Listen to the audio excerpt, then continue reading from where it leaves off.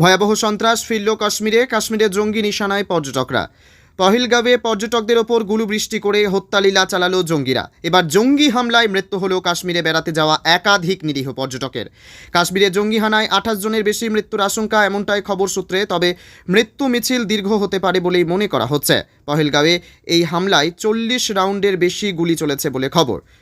পুলওয়ামার পর এমন নারকীয় হত্যাকাণ্ড দেখেনি ভারত, মত সব মহলের। সূত্রের খবর, পর্যটকদের খুন করে খোলা মাঠে রাখা হয়েছে।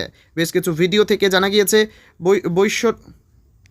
বৈশরণ উপত্যকার রিসর্টে লস্কর জঙ্গিদের এলোপাথারি গুলি চলে। সেই সময় কেউ বসেছিলেন খেতে, কেউ আবার বাইরে প্রকৃতি উপভোগ করতে বেরিয়েছিলেন। সেই সময় বেশ কয়েকজন হানা দেয় সেখানে। প্রত্যেকের নাম জিজ্ঞেস করে গুলি করা হয়। পর্যটকদের ওপর এই জঙ্গি হামলার ঠিক পর মুহূর্তে একটি ভয়াবহ ভিডিও সামনে এসেছে, যেখানে আতঙ্কিত পর্যটকদের প্রাণ ভয়ে ছোটাছুটি করতে দেখা যাচ্ছে। এক পর্যটককে বলতে শোনা যাচ্ছে তারা ভেলপুরি খাচ্ছিলেন, তখনই সেখানে গুলি বৃষ্টি শুরু করে জঙ্গিরা।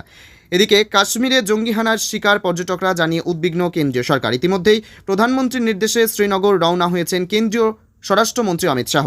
অন্যদিকে কাশ্মীরে পর্যটকদের ওপর জঙ্গি হানা করা বার্তা প্রধানমন্ত্রীর। সফল হবে না ওদের উদ্দেশ্য, দোষীদের কাউকে ছাড়া হবে না। সন্ত্রাসের বিরুদ্ধে আমাদের লড়াই আরও শক্তিশালী হবে, এমনটাই জানিয়েছেন প্রধানমন্ত্রী নরেন্দ্র মোদী। তিনি এও লিখেছেন, এই জঘন্য কাণ্ডের পেছনে যারা রয়েছে